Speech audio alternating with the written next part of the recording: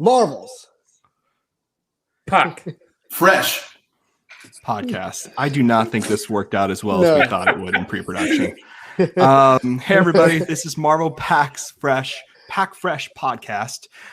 This is basically an inclusion of the 3 other amazing Marvel card talk people I know of, and we are starting all of our different YouTube channels and talking about Marvel cards. So we decided, why not, and let's have a foursome. That did not work at all. Anyway, we are here to talk about Marvel cards. So this is kind of the beginning. So get your questions ready, get your cards ready, your Pelican cases, your display cases open, and be ready for a very long discussion and misinformation. No, just kidding. Long discussion and a lot of fun talking about Marvel cards. So today, for our first episode, we're going to be answering a lot of questions, mostly the questions that ElusiveCollectables has, because all of the rest of us didn't do our homework, and he was the only one that came prepared. So Legend, so we're going to, that's it. That's pretty much. But first, we're going to go ahead and each introduce ourselves and tell you a little bit about ourselves, starting with Gingieman. Oh, what do I go first? This isn't. I don't know. I was the shortest straw. Well, the sun rises on you first. So. Oh, yeah, that's true. Oh, that's smart. I like I should be last. I'm last. That's a good point. Right. Okay, yes. So hello, everyone. My name is Nick. I am Gingieman Cards. I currently have my own YouTube channel, as do all of us here. So fantastic. So I am the newbie, I would say, in the group. I've been collecting Marvel since the start of the year, effectively. Prior to that, I've been into sports cards, and that's where you'll get my kind of knowledge from. Let's go to Justin, Spidey G. Oh wait, that was the worst intro ever. I'm Spidey Joe, and look, I have a YouTube channel where I focus on Marvel Legends and Marvel trading cards. And look, I came prepared. I'm like ready to go to work. I got a name tag. How did you do that in such a short time period? That's so impressive. I'm official, guys. All you need is your whistle. Yeah. So I love it. This is a legit podcast. We got name tags. It's real. It's real. Mine's in the mail still. Mine's in the mail. I was about to say that. Right.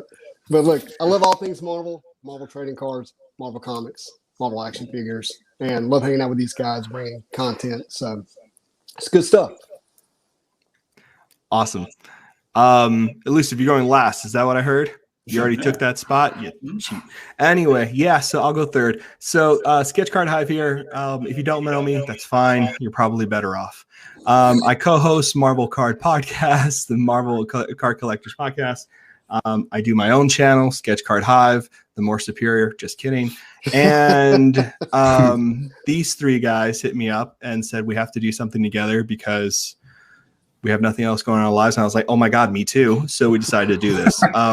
But I love Marvel cards. They've been in my life, my whole life. And I'm just excited to be hanging out with friends and talking cards. So yeah. And my name's Jesus. I'm ElusiveCollectables. I'm probably the newest to the group. I've been collecting for a long time, but I've always focused on diecast. Started off with Batmobiles, and then I got into Pokemon, other TCGs, and just starting in March, I started collecting Marvel cards. And I met all these 3 guys, and they're just so much fun to shoot the shit with. Excuse my language. And see, there you go. I knew it was going to come on. Don't worry about it. That's the one. Rule, That's the one. You got it out of the way. Yeah, sorry about that, guys. That's good, man. That's all you need. I'm glad it was you and not me, because my word would have been worse. But so now the introductions are done, and you know all of our beautiful 4 very distinct faces. We're going to get into it now and talk to these questions. And also, as you've noticed now with our intros, my poodle. Now that you've noticed as in our intros, you can see how each one of us come from a different background in terms of collecting. We have someone who's a specialist on TCG stuff, one who is very specialist on comic books, the other who understands the investment side and monetary side and very much has been investigating since the boom of Marvel cards, being Gingieman, and me, who likes to talk. So you have 4 people. So hopefully we can all just have a good time. The questions should have a pretty good coverage, and hopefully we'll do live videos, videos on sets, videos on cards. And again, like I told you, this is for your benefit. We want to be here to shed more light on this hobby so more people can enjoy it. So let's dive into our questions. And leading the questions is going to be our amazing correspondent, Elusive Collectables.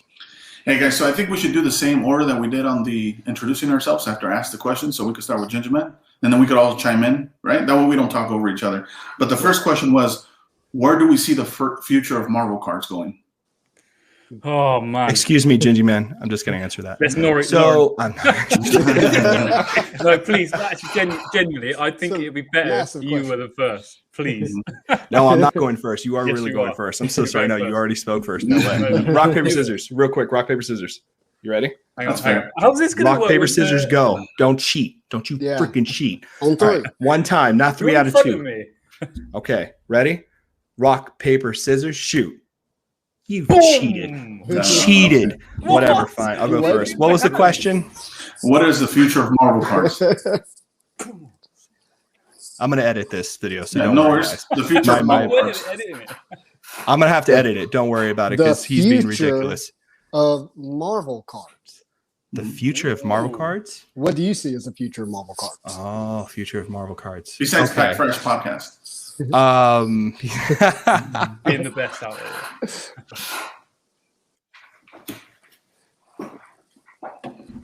All right. So the future of Pack Fresh, future of Marvel cards. Okay. Let me think. Okay. So we've actually talked, in all seriousness, we've all talked off air, and we've had a very interesting conversation about this. And I think it'd be great if we brought it to light, because I don't think any one of us have really been very honest about why we're so confident behind Marvel cards specifically. And when I say confident, I don't mean just for the investment side. You have to understand, yes, these guys, Gingieman, Elusive just started getting into the cards heavily, but they've always been into Marvel and the cards and cards in general. The reason I think a lot of us are starting to think about Marvel in the sense that we understand where the future of Marvel properties are, right? They're in the safe hands of Disney, in my opinion. And I don't see Disney ever allowing that property to have any tarnish. I see them protecting those characters. I see those characters being being around for a long time. I see them as part of our mythology. And when I look at cards, right, something that we all care deeply about and had all the experience about getting a card out of a pack or hunting down a card and finally finding it. It all means so much to us. And then for it to feature our Marvel characters on there and, the artwork we love so much, I can't see it not going, right, and being part of our lives for a very long time. So in terms of the future of Marvel cards, in my opinion, when you think of non-sports cards, you always think about that magazine that's left in the back of the sports card shop that no one looks at. And that is completely ignored, which is a shame, because there's an enormous amount of television, movies, and other different genres in non-sports that are ignored. And I think Marvel cards will eventually become the big name for non-sport.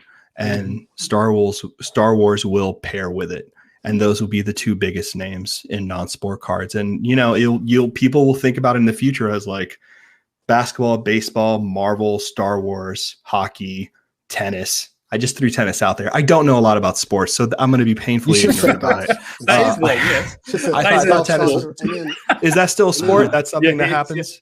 I think so. So it's because people play with a ball that it makes it a sport, right? I never knew that. Is it just a competitive thing? It doesn't make any sense. Don't let me talk this long about this. Anyway, who else would like to contribute to this question? I'll jump on this one. There we go. Thank you. One thing I see right off the bat that's like a similarity between, and I'm going to keep comparing Pokemon throughout the podcast only because at this point they're bigger than we are, Marvel, as far as the collecting cards goes, right? Mm-hmm. And if you guys remember, what everybody's after Pokemon-wise is the Wizards of the Coast sets. because those were the original sets, right? And Nora knows where I'm going with this.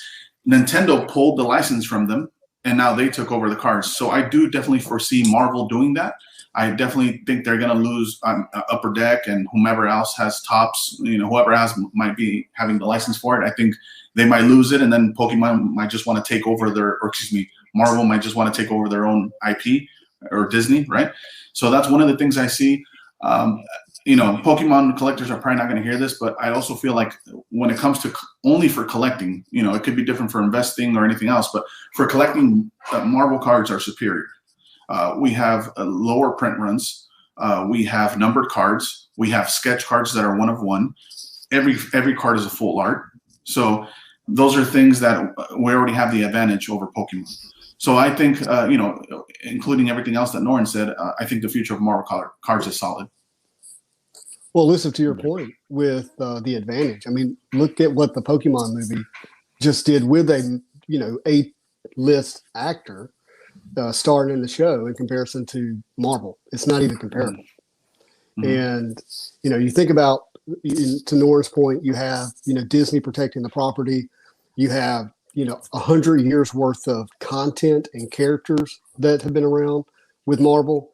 And then you attach that to a trading card, and collecting of trading cards has been around for 150 years. It's not going anywhere. It has history. It has longevity. It has valuable properties and names attached to it. And then nostalgia is been real for a long time. There's something going on in our psyche, and the way nostalgia is attaching to it in a unique way that I think is different than ever before.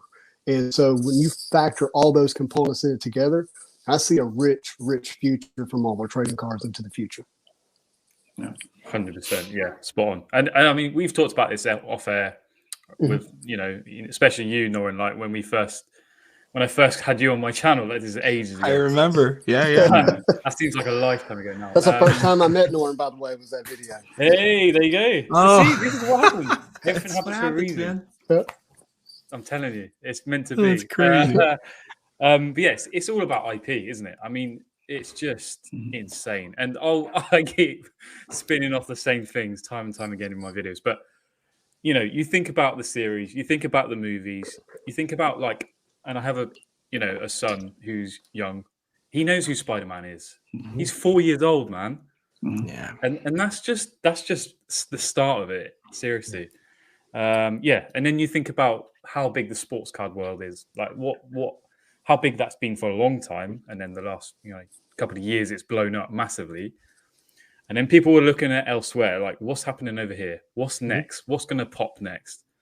You've got those guys, you've got OGs, Pokemon guys. It's just it's a never ending list of in my eyes positivity, and we're not even there yet. We're early. Yeah. So early. 100%. Well, sports is actually on a slight decline, but Marvel's up. It's way up. Mm-hmm. Yep. Yeah, and that will happen. Up and down. It's the market. Yeah, I think we covered that really well. The other most popular question that we kept getting is, how important is grading, and should I only grade with PSA? So these are great. I could open this one up if you guys want, or Norton. Yeah. No, you open this up for sure. But I do want to say, see, guys, what happens when you do your homework? Good job, Elusive. Gosh, bunch of bums. So my thoughts on grading are, okay, it just depends on what side you're coming from. If you're coming from the collector's point of view, or if you're strictly only for investing. If you're only going to invest, I would say stick to PSA and Beckett. If that's all you're looking to do, stick to 10s and 9s, the 9s depending on the rarity of the card. And if you're only a collector, then you probably don't even care about grading. You just want the card, right? That's the reality of it. You love the artwork. You don't really care about the grade. You don't care about anything else. But you definitely want to protect your cards. So that's where grading comes in for the collector. So SCG, HGA, any company you want to use that's not PSA or Beckett makes sense. But again, if you're looking to resell in the future, and look, again, it's a double-edged sword, because we have to evolve as collectors with what's going on, because everybody's doing the investment side of it. So we have really no choice but to do it as well, because we're in a position where, and you see this a lot again with the Pokemon community, where they're mad that Logan Paul blew that market up. So now they can't even finish some of the sets that they were collecting, right? So what do they have to do now? They have to flip their way so they could get the cards that they're still looking for. And I think that's going to be the same case with Marvel. Right now is your chance for anybody collecting. Hey, you want to pick up a double of a buyback? You want to pick up 2 PMGs with the same character? It makes sense because in the future, you could sell off one to acquire more of the cards you're looking for. So I definitely think that's where grading steps in. And also, look, if you're a collector, don't feel bad of having to sell in the future. If you can afford it, definitely go with PSA and Beckett, because the other pro is we don't know when life happens. You know, I myself, like Ginger was saying, I have a 2-year-old daughter and 8-year-old son. My daughter loves the Hulk. She already knows who the Hulk is, you know, to your point. And, you know, if something comes up where I have to sell some of my pieces, it's going to be a lot easier if they're graded by PSA or Beckett. Not that the others won't sell. They definitely will. But the market speaks for itself, and the market wants PSA and Beckett. 1000%, man. That was awesome. That was a great answer to that. Yeah, it really was. Like, and you know, you coming from the worlds that you've been part of, you know, we've spoken off air, which is why I'm so glad, you know, we're friends and we start talking more. It's very important for people to understand what grading means to cards. And I know, and I'll be very honest with you. Yes, it does not make sense. Who gives a hoot about, I can't believe so, who gives a hoot? I said that on air. That's just going to be there forever now. But you know, who's going to care if you love your card to get it graded? Absolutely. Nobody cares. Right. But you have to remember that everything with collectibles, and don't be confused when you're seeing collectible club or whatever it is, people who own PSA and that kind of stuff, those company, that company, they're not buying the company that grades video games by chance, not because they have to. Yeah, they have to monopolize because they understand the future. The future is that all this junk, which is just stuff that fills up a landfill, is going to have to be graded and preserved in some way because all of us are not going to be here already. And things like Rolexes and other types of heirlooms that we're used to from the past are not going to be the only types of heirlooms anymore. An heirloom will be Amazing Fantasy, Spider-Man First Appearance, and that will be in a CGC or whatever slab. And that's how it'll be handed off back and forth because paper deteriorates and everything deteriorates. And they're very much expecting people to want to keep these through generations. You can't tell me a bunch of Marvel movies that lasted over 10 years is somehow just going to die with the next generation. No, man, there are too many people born within that time frame to continue that mythology. And, you know, that's something we've all talked about. You know, I'm not fortunate enough to have children, you know, it's amazing. You know, I've had friends over at, you know, I have cousins who have kids and stuff like that. And the things they see when they watch a superhero do something on screen, it's unparalleled. It's amazing. And that's something to cherish. You know what I mean? What a great way to figure out what it means to be kind to somebody. And I think that's what Marvel's hoping to do and has done, obviously, you know, achieved. But yeah, I agree. I just think there are precautions, like Elusive said. You have to be aware that depending on what you want to do, you know, I'm going to be honest. I've been on the other side of this. Before the grading boom happened, I got stupid lucky with a bunch of Silver Surfer graded cards that were popping up on eBay. So I spoke to you guys about the stupid lucky. They just were popping up. I don't know what happened. Somebody was just offloading the ones they had. And I was looking, I was like, well, these are 10s. There's no chips. There's no corner bends. There's no soft corners. There's no scratches on the card. This looks pretty good. And you know what? I started buying them up and people were like, why are you spending $75, $100 on a 1992 Gem Mint 10 Malver Masterpiece Silver Surfer? Are you crazy? You're an idiot. And you know what? You know what made me make the decision? I haven't said this on air, but the reason I made the decision is because I started buying up cards for my collection through this whole process of me collecting Surfer, which is what I collect. And guess what? I got tired of the Yahoo who told me that it was mint on the eBay listing just to see that the corners tucked in or there's a giant scratch on the card. And I'm like, what is wrong with these people? They don't know what they're saying. This is just a con. PSA 10 question mark?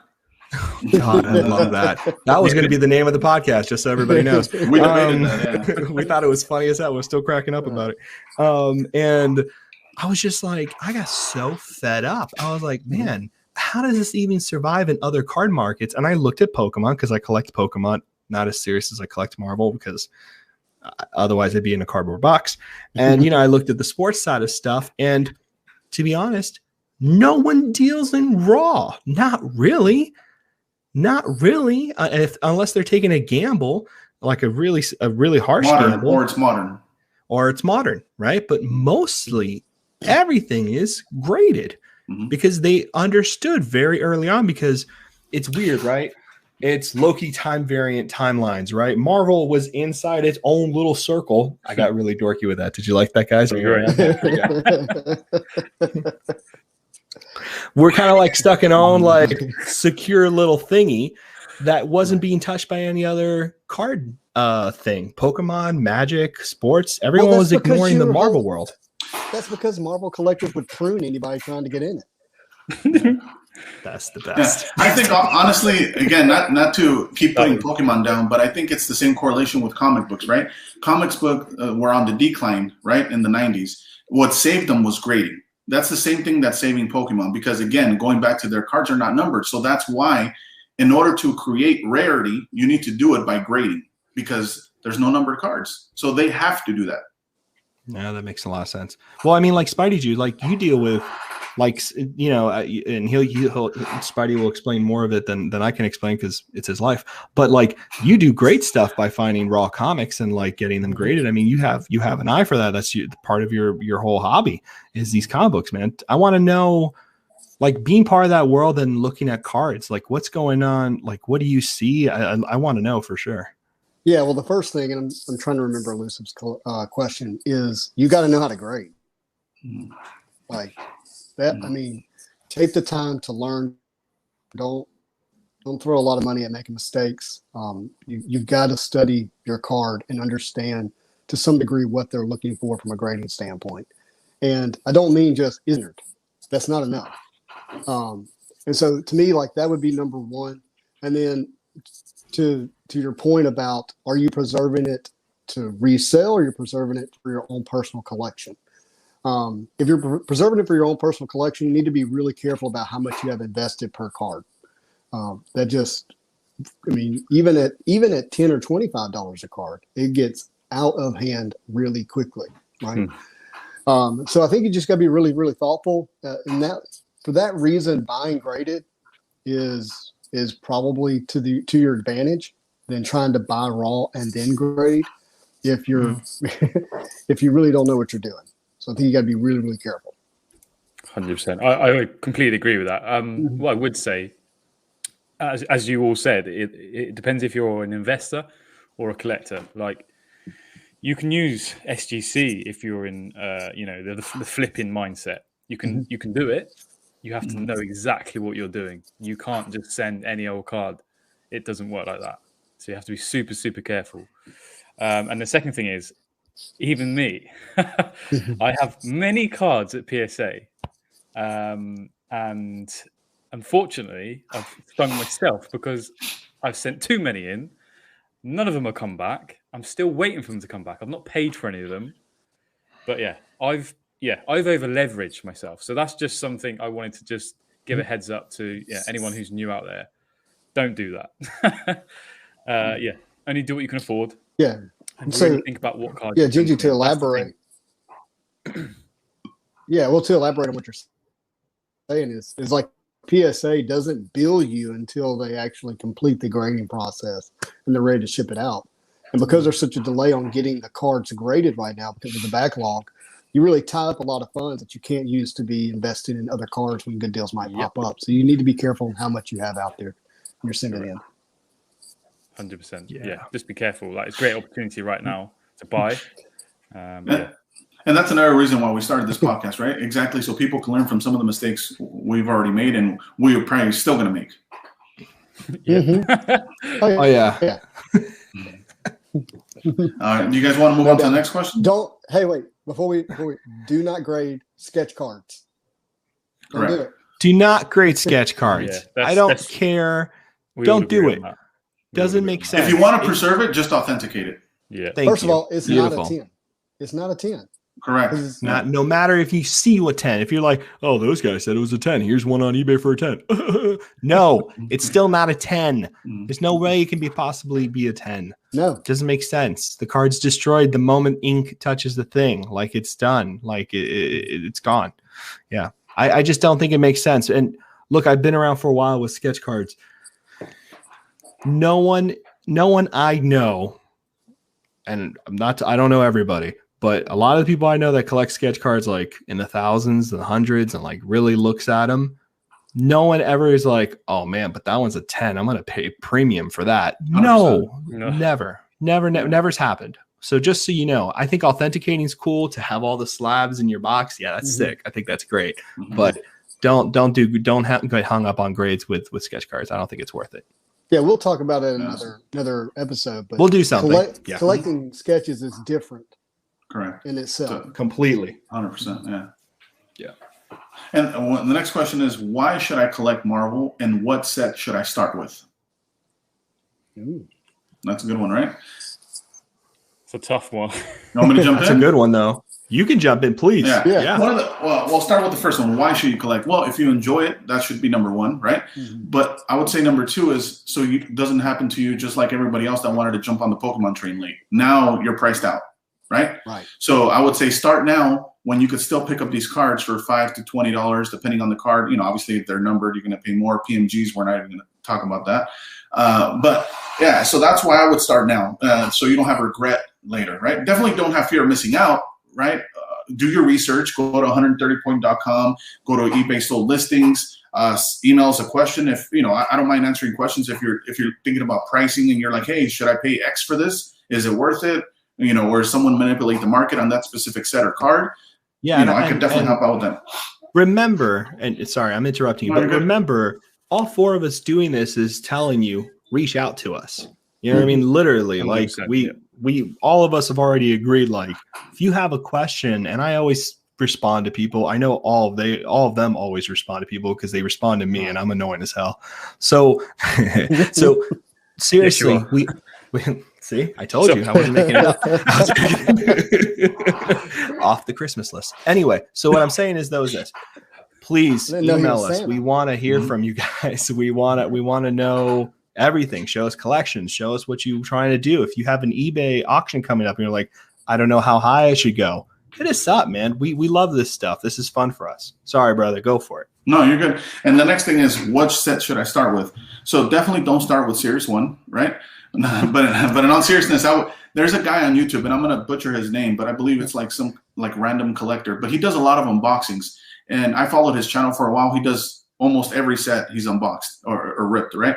So I would say definitely first take a look at all the sets and see what you're drawn to, right? See which one you like, because again, if you're collecting for you, then you're just collecting for the artwork. You're not collecting because you want to see what set is going to appreciate the most. I mean, if you want to know that, then we could already tell you the answer is going to be 1996 Marvel Masterpieces, right? And if you're looking at newer sets, I would say 2013 Retro, 2015, 2017 Spider-Man, and 2018 X-Men, right? But again, if you're one to start collecting, sorry, my daughter's at the door. If you want to start collecting, I would just again look at all the cards. That way you can see what you're drawn to and see what's out there before you just jump in and buy a bunch of cards. And next thing you know, you wish you wouldn't have bought those and you would like X, Y, or Z. Yeah, I mean, look, I agree. I think first of all is you got to realize if you feel overwhelmed, take a step back. Like don't give in to the feeling that I got to get it all and I got to get it quickly. Don't do that. The real joy of this hobby becomes, taking your time and really, enjoying what you have coming in or what you're getting. Be careful with starting on eBay. Maybe start looking on ePacks, start looking at new releases that are coming out. And then as you get educated about older sets, if you pick a set or pick a character, then focus on that. So keep, real focused energy to what it is that you're deciding to collect. Spot on, man. Oh yeah, I would echo what you guys have just said. Like for me, my personal favorite set is, and I don't think that was even the question, but I'm going to tell you, is 92 Marvel Masterpieces. It's the first set that I ever bought. Full set in binders. yeah, that's just my favorite set, and Joe Jusko, etc. But yeah, that's just one set, and there's so many out there. Like you think of the current metal set, that's huge right now. We've all done some content around that, I think. But yeah, man, 96 Marvel masterpieces, that's got to be up there. 100%. Yeah. Everyone's expecting it, but wow. Yeah, and I just mentioned that, by the way, just based on the print run. I'm not saying I agree with you, Gingy. I love 1992 Marvel masterpieces. That's where I started. Yeah. I'm referring to, if you want to pick something up now before it's too late, I would say 96 Marvel masterpieces. And I would say, if you like any of those cards. Yeah, and again, art is very subjective, and when you're a Marvel card collector, you're very much also an art collector. That's just it goes hand in hand in what you're into. In terms of the questions, when you're thinking about what sets to collect, because I agree with everybody here.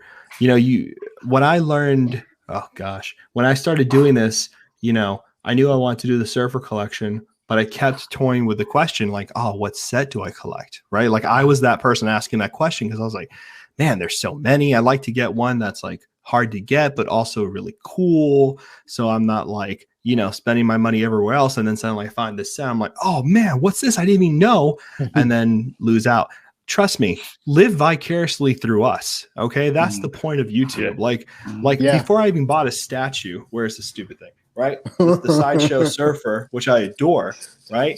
You should have seen how many statue content videos I saw just to see what they were like in hand, because I was like, man, that's a hell of an investment. I'm not sure what I want to do that for. This is crazy. Do the same thing with the sets. Look at eBay. Do not buy off of eBay yet until you're ready, but look at eBay and just put full set, master set, right? Blank year master set, Marvel card lot, or Marvel card set, and just don't look at singles. Look how the set fits together. You'd be very surprised what you get into. There's the set that I've always really liked that I still want to get a master copy of is Marvel qtvIX, right? From 1997. Like, massively the set, underrated. Massively underrated. Like, it's not even, What people don't realize too is that the early Marvel sets were basically, at one point, the reason they became so popular is because we didn't have the MCU, right? And the big thing for all of us little kids when we were then, we kind of looked at the sets, we were like, whoa, this is what like a Marvel character would look like in real life. Whoa. I used to, that's why 92 is such a big deal, because it's off of bodybuilders and realistic textures and shapes. And it feels very much like, wow, that's the character in real life. That's what Wolverine looks like. Because I remember seeing Hugh Jackman as Wolverine for the first time, or seeing Tobey Maguire as Spider-Man. I was like, what? It's happening, blowing my brains. And that's kind of what like the trading cards was. But qtvIX is part of that, where they, Joe Quesada, who is the editor of Marvel, or was huge name in Marvel comic books, and he would draw these characters and went around New York and took real photographs in New York, and then drew on tracing paper the character interacting with the space.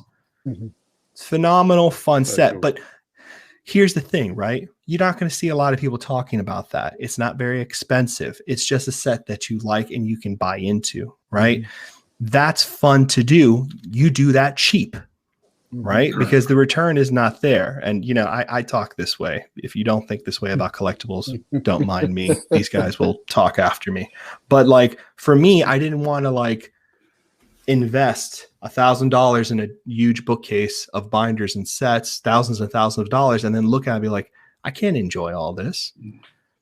How am I going to enjoy all this once? It's just a library now collecting dust. Like, am I going to really look at this multiple times? Am I going to enjoy this? Like, is this important to me, or did I just want to be a completionist? And so, and the reason I bring this up is because the question definitely is connected to gambling. It's connected to, FOMO. It's connected to a lot of things that could potentially hurt you in the future financially. For me, there's nothing wrong and nothing you will ever lose out on by simply spending a couple of months watching a bunch of YouTube channels and openings and sets on eBay. Save the picture on your desktop. That's what I do, as dorky as that is. If I see something I really like that's really expensive, I'm like, all right, copy and paste. It's on my desktop. I got serious. Like, for a week, I'll just look at the picture and be like, oh man, that card's still sick. Cool. And if I'm still about it in a week, I put the money aside and I go buy it. because I know by that time I keep thinking about this card and I still enjoy it. I'm not like picking on it. I want it. Right. And to your point, just to jump in, if you're a younger collector, if you're a kid and you can't afford some of these cards, what you lack in money, you can make up in time. You could definitely, like to Norrin said, jump on YouTube, look at all the sets, set up safe searches on eBay. You know what I mean? When I first started collecting my Batmobiles, I was 17. I didn't have any money. So what I would do is save searches. I would hopefully win an auction. I was like, just hoping that I would win, right? And sometimes I would, sometimes I wouldn't. But that's the best way you could do it, because otherwise, people that have the money are just going to go in, and you see this often. They'll go in and just buy a card. They don't even research because they have the money, so they don't care. They just buy the card. A lot of people are not in that position. So definitely just do your research. You're going to notice that it's going to save you a lot of time and a lot of heartache. 100%. And you're going to get what you want. And Elusive's absolutely right. You're going to get, sorry, go ahead, Gingy. No. And something that we talked about Elusive was like trusting your gut instinct. And this comes later, but at the start, learn from YouTube channels, etc. But really trust your gut. And what is your thoughts on collect what you love? Like, do you agree with that? Because I'm a little bit like, it feels judgy. Look, but that's okay. I don't mean that in a bad way. I don't mean real quick. I don't mean that in a bad way at all. I'm talking from a whole bias point of view, not like a real point of view. Here's my thing. When you say collect what you love, it feels redundant, right? You're already collecting it and you're interested. Obviously, you love it. It's not like nobody, and this is realistic. This is realistic, right? The amount of time and effort it takes to build the collections that all of us have currently doesn't come from a place of flipping. That doesn't work. Yeah. No flipper anywhere collects to this level and then only is about the money. It just doesn't exist. Yeah, you know what I mean? Look at his back wall with all the figures. You think he did that overnight? Yeah, bro. That takes like true love and passion. No. No. Sure, lots of love and passion and a lot of hard work. Well, look, I'd like to add something here, and it's if you want to be a collector, get involved in the community of other collectors. In doing so, you'll likely find opportunities and cards and things and deals and savings that you won't find on eBay. And so like take the time to get connected with guys like us and other guys and girls on Instagram and Facebook, whatever, what have you, YouTube, and become a part of the community, and let that help build the momentum of your collection as well.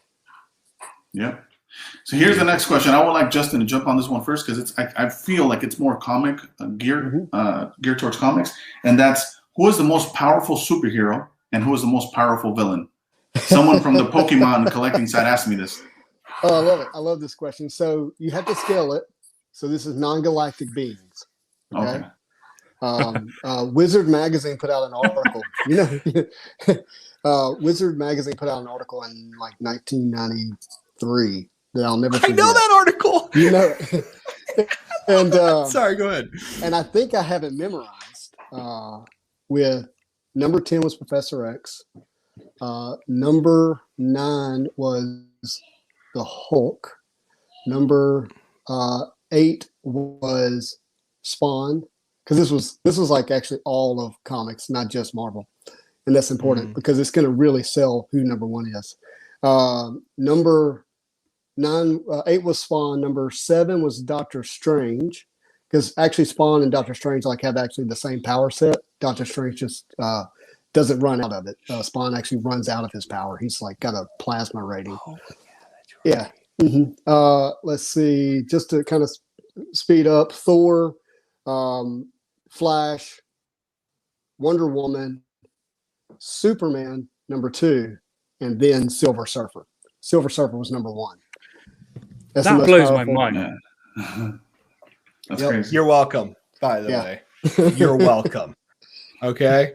I should have said somebody other than I should have said Spider-Man. You should have just messed with me. It's like hey, but you did one of the keywords you said was non-galactic beings. So what if you threw that in the list? Oof, that's tough. Oh Lord, that's just really that's really debatable. Yeah, then let's jump to the villains. Yeah. Well, like if you say it's Galactus, well, Thanos beat Galactus, and then Doctor Doom ripped Thanos' skeleton right out of his body with one move. Oh, And so it's the comics make it confusing. Okay. But I would actually say Doctor Doom, God Doom, which God Doom here is quite possibly the most powerful. That's awesome. All right. And villains too. Like when you talk about powerful, like villains have an equation that superheroes don't have. And the equation for villains is just pure ambition. You know what I mean? Like that, like Doom's level of anything. Huge, yeah. Nothing. There's like no cap to it. Like Thanos very much had his. I mean, let's be honest. Thanos is a genocidal maniac. You know, basically Hitler incarnated in comic books. Let's be honest. That's just when you talk about genocide, that's what you're talking about. Who lives? Who dies. Let's be real about that first off. But because the reason I say that is because Thanos thought he was doing something good, right? Right. That's a limitation, right? Because Thanos will not eat more than he has to. Yeah. Same with Magneto. I'm glad Magneto's in the conversation. Yeah, Magneto is he should be. Is incredible, but he's gonna save mutants, unless you're in the way of saving mutants. Yeah. That makes sense. Yeah, for sure. I knew I remember that list. It was so funny. I was like, I have that list somewhere. It's because I clipped it out like a dork. I was like, I know that list. How many times as a kid I've read that list over and over. That's a great list. I remember. Man, Wizard was great. Like, yes. How loved is Silver Surfer? Like, in terms of Marvel cards, like not much. It is ridiculous. Yeah. He's pretty terrible, actually. I mean, he has no color. He's real bland. Where's the depth? You know what I mean? Where's the costume? I mean, he has no no cool costume there. Literally no. Butt cheeks are hanging out all the time. He's bald. I mean come on. There's a planet. There's a planet. That's what you do. That's it. I only do Pete. Oh, that's it. If you remember that scene from Death at a Funeral from the original one, the British one. You ever seen that movie, Death at a Funeral? Yeah, many years ago. Oh, it's so good. There's a moment where they're at a funeral, the father passes away, and they realize he's gay. And it was a secret, you know. Unfortunately, the man thought he had to keep it a secret, you know, sad. But like it's a comedian, but it's funny because they're looking around his office and you see these statues of men who are naked and like the paintings of men like in each other's arms. And the son's like was here the whole time. Didn't the Game of Thrones actor come out in it? Yeah, he's the little he's the little person who Peter Dinklage. He just Dinklage.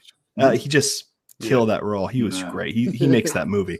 But that was the funny part. So I joke with my wife sometimes. I'm like, "Are you noticing something about me?" And she's like looking around. She's like, like, you know, joking around or whatever. But yeah, no, I don't. You know, it's funny because like there's not a lot of Silver Surfer fans.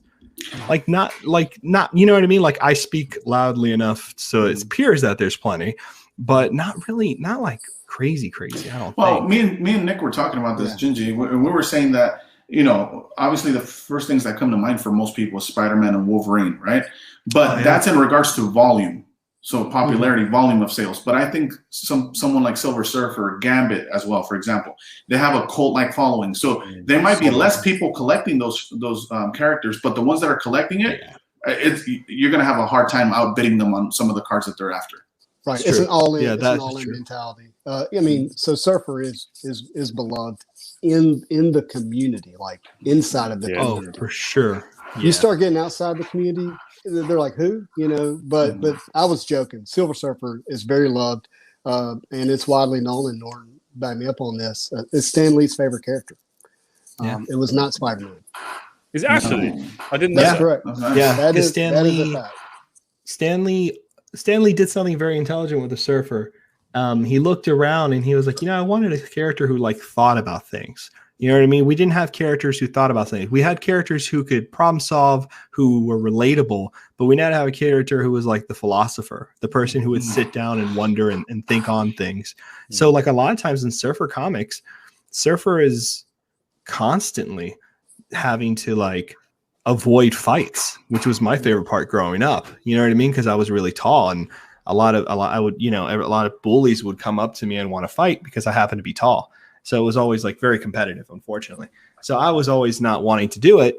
I mean, I got into them like an idiot because I couldn't, you know. But anyway, but yeah, so, you know, with Surfer, he's a thinker, right? He's not there to conquer or hurt. You know, it's peaceful. You know what I mean? In a way, that's why I have always liked him, and you can see it in the writing that Stan does on that. You know what I mean? It's just very, very, very, you know, philosophy type of thing. I would even say, I mean, I was recently watching the series with my son, the one that only had like 1 or 2 seasons and then it went away. And even some of the lingo that we're using is kind of biblical too, for some reason, like, right? Yeah, the way strange. They were speaking. Yeah. Yeah, strangely enough, they did that with the animated series a little bit. You know, I always thought The Surfer had a great narrative for like, you know, for you know, being of a different ethnicity. You know what I mean? Because Galactus kind of goes to a planet and, you know, takes someone from there and then uses him as a herald, which, you know, which is pretty dark word, Mm-hmm. and, you know, forces him to do these things for him for the hunger. And, you know, that always felt very like, you know, an immigrant kind of story, right? Taking someone out of their place. And you know what I mean? Like I always felt there was interesting depths there, you know, with that character. So, I mean, it's good for a lot of those things. But again, like when you're talking about best hero, best villain, you know, or, you know, most powerful, you know, you don't want to be in a situation where you're collecting the best character. And I bring that up not only to switch gears, but to also help people maybe, because the thing that I want to talk about with you guys was strategizing, right? A lot of times when people come into sports cards or Pokemon cards, there's very much a clear strategy. You know what I mean? Like when you go for Pokemon, exactly. Because the path has been made. Because there's been a path that's been made. Marvel doesn't have that path at all. And I think that's what happens to a lot of collectors when they get in here. You know, the ones who stick around actually fall in love with a lot of the sets and like, oh, wait a minute, this is actually really cool. I came in here to just take a dip, but damn, now I'm kind of in it. You know what I mean? Right. But I think a lot of, for me, 6 months later, right? Well, because all of us have had that situation, right? Yeah. But people are looking for that path, and that's kind of what this podcast is doing in a way. It's kind of like trying to understand how to think about this or how to help people think about this. Not that they need our help, but maybe they're interested in hearing us wax poetic about it. But, you know, I think the path for Marvel cards is not character, in my opinion. You know what I mean? I think path in Marvel cards is more of like what tickles your fancy. You know what I mean? Like what artwork drives you. You know what I mean? What kind of jumps out at you? You're like, oh man, that card is really cool. I really love the way that looks, you know? And if you're a character collector like I am, yeah, of course you go character hungry and you get into that. But very quickly you're going to realize like, damn, I really like the art on this set, or I really like this artist. That might be a set I want to do. That's kind of cool to collect.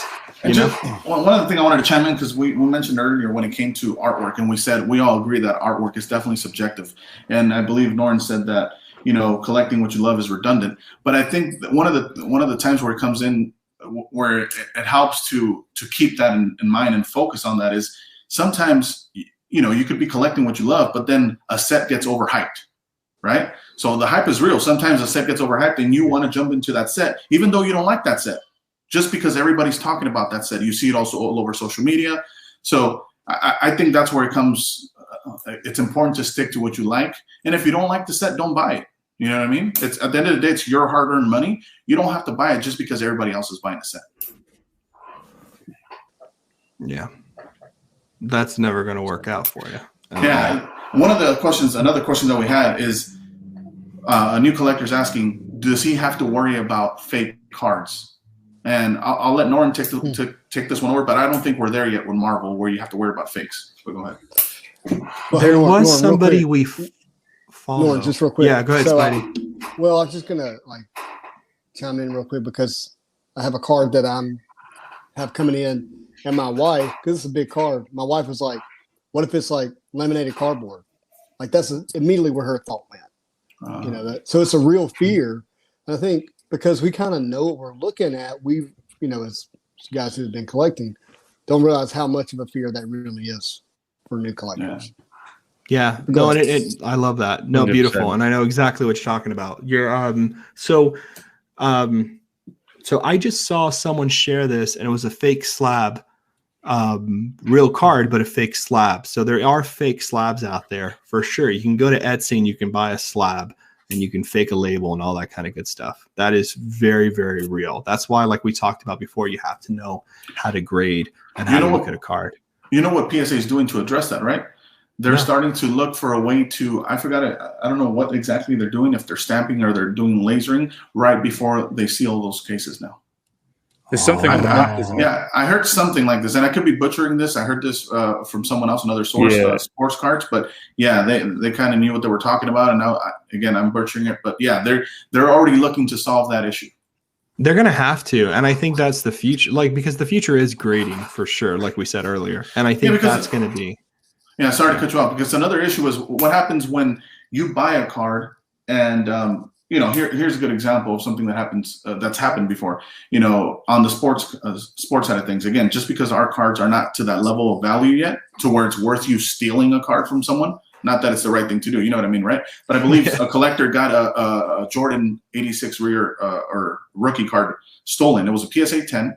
Someone cracked the case because it's not numbered, right? You could do that and resend it and get it graded, and who's going to know that you stole that card?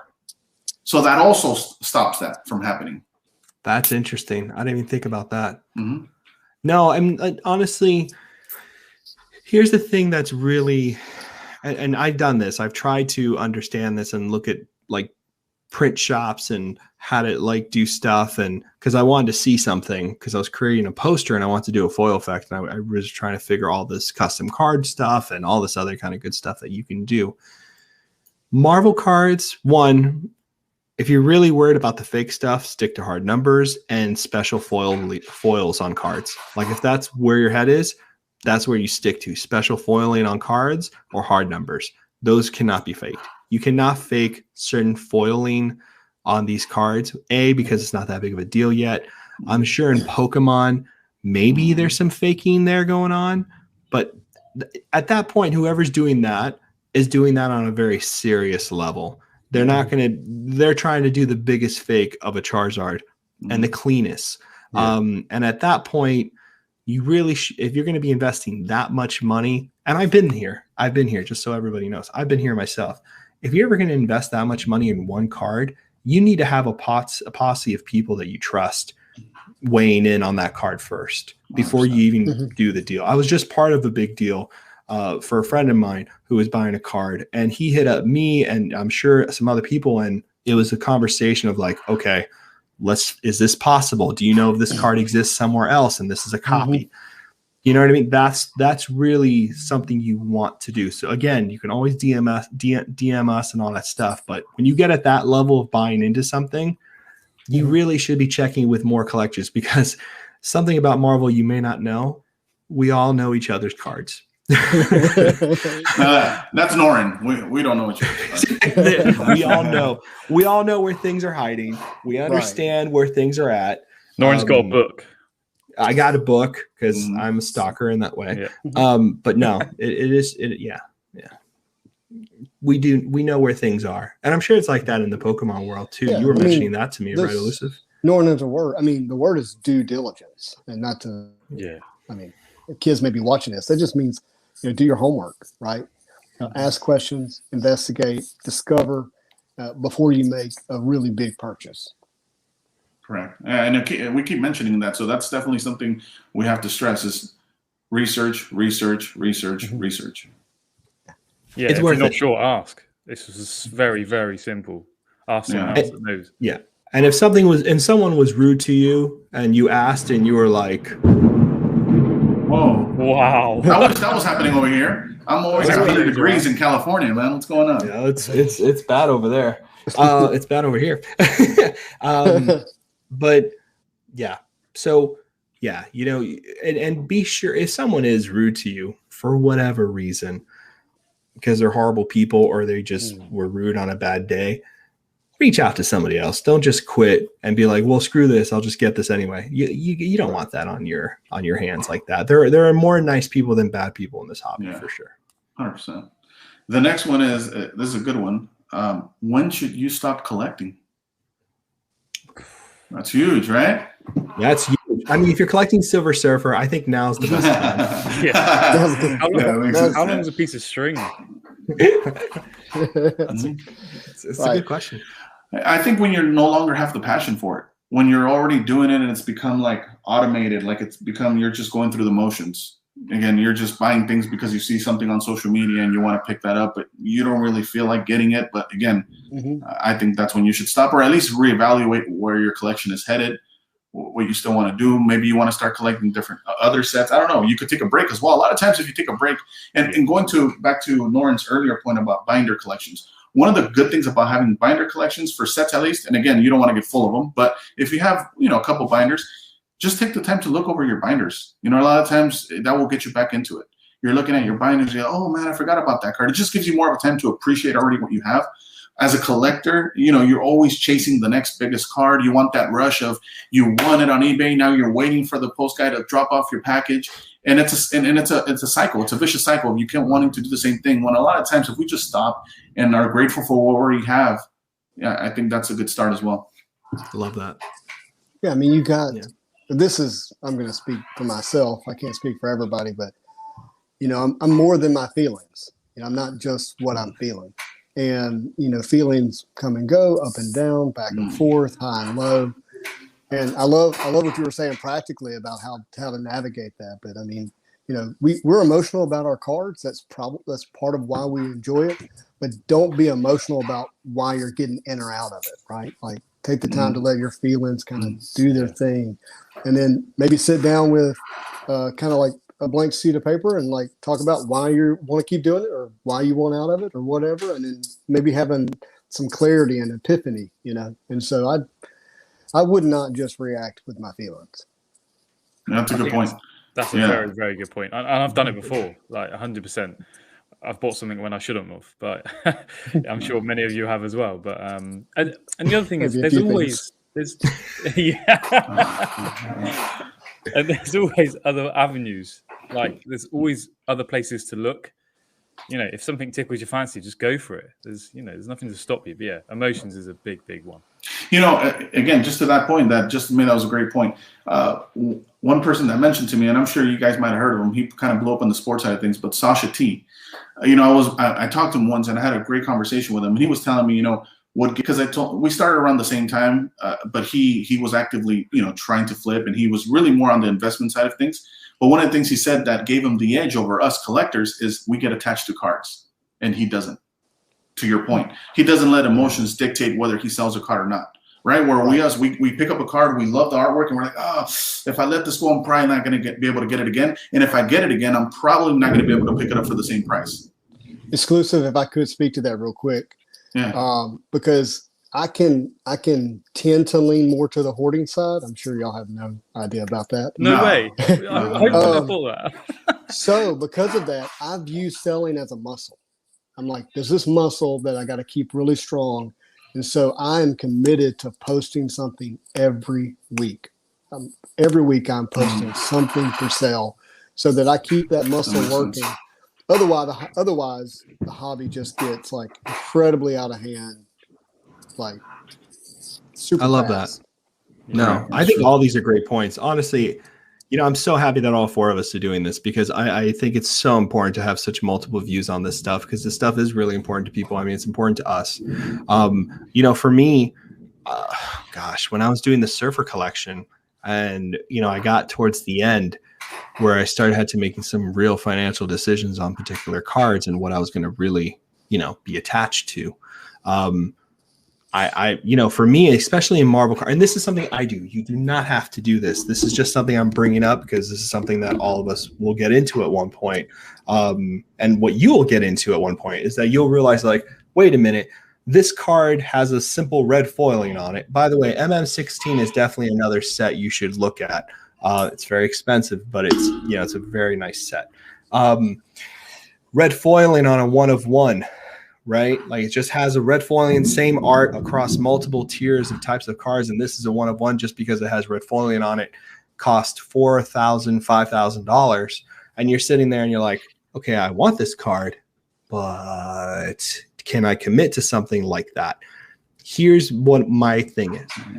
At one point, you have to understand yourself. You have to understand two things. One, why you're collecting. If you're collecting for the art, then it doesn't matter if you have a 1 of 1. That's it.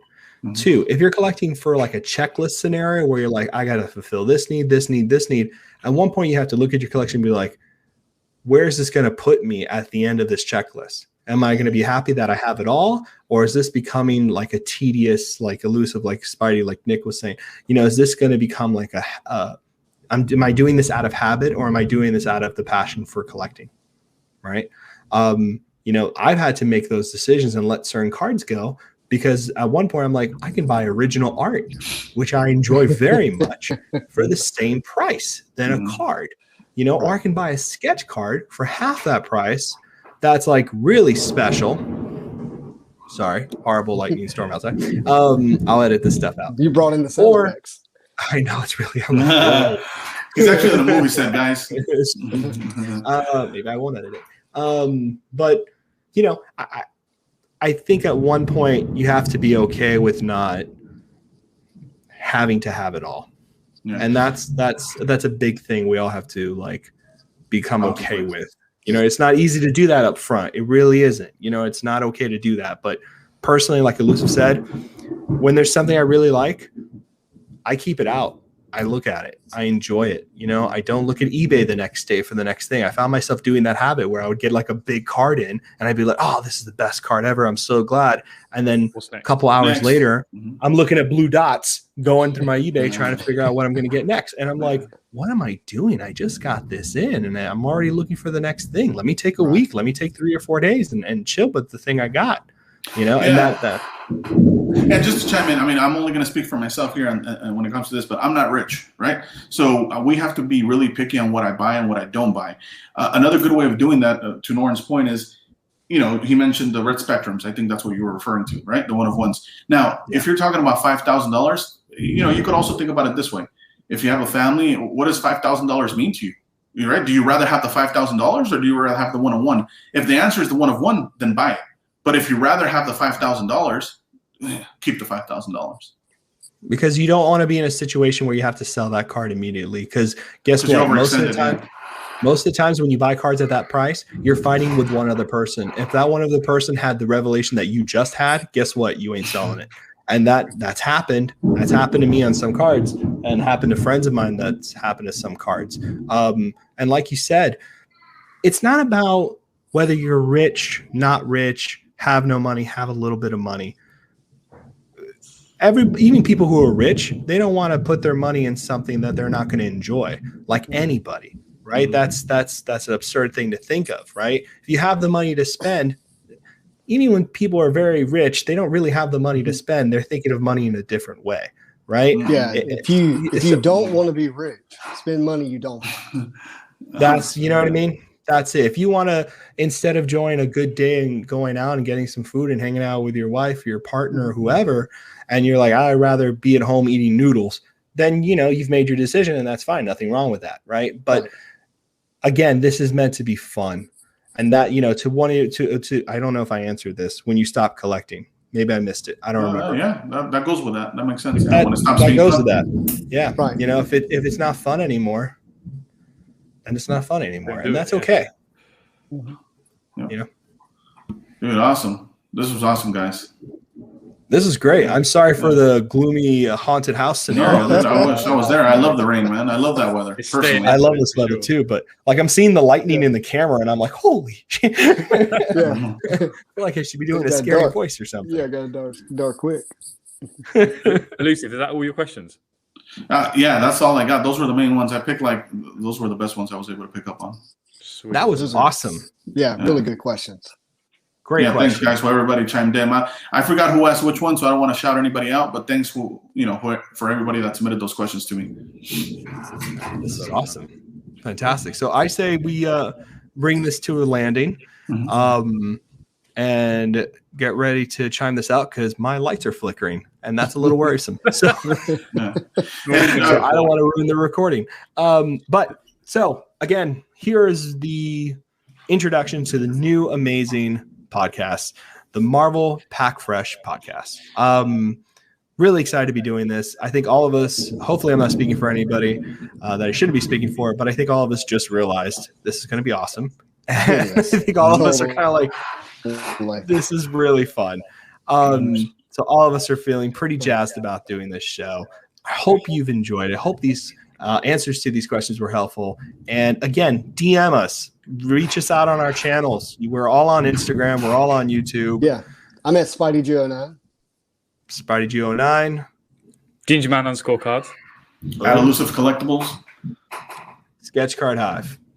So if you ever need anything, reach out to us. And again, I hope you enjoyed your day watching and spending time with us talking about Marvel cards. We'll see you on the next episode. Bye. Have a great day, guys. Cheers, guys.